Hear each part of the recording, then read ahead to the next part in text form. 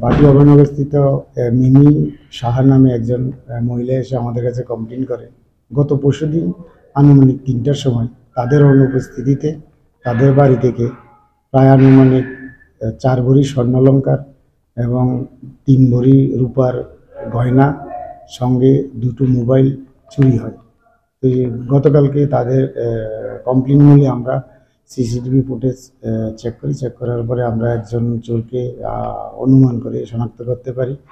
তখন গতকালকেই আমরা ওকে ডিটেন করার পরে তার জিজ্ঞাসাবাদ করার পরে সে স্বীকার করে যে সেই চুরি করেছে এবং তার কথা অনুসারে তার কথা মতো আমরা তার বাড়িতে গিয়ে চার্জ করার পরে সমস্ত চুরি যাওয়া স্বর্ণালঙ্কার এবং রূপার গয়না এবং 2টো মোবাইল তার পজিশন থেকে আমরা উদ্ধার করতে পারি।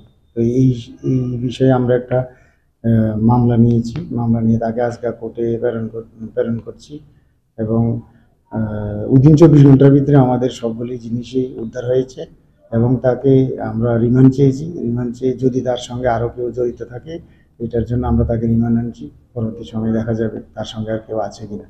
অভিযোগ করেছিলেন কে? অভিযোগ করেছে মিমি সাহা নামে একজন ভাটিয়ার অবস্থিত বাড়ির মালিক। যাকে ধরা হয়েছে তার নাম কি? কোথা থেকে ধরা হয়েছে? তার নাম সেলিম মিয়া, বাবার নাম লিটন মিয়া, তার বাড়ি বিটারবন। তাকে বিটারবন থেকেই ধরা হয়েছে। কতদিনের রিমান্ড চাওয়া হবে? 3 দিনের রিমান্ড চাওয়া হবে। এটা বাজার মূল্য আনুমানিক 6 লাখ টাকা।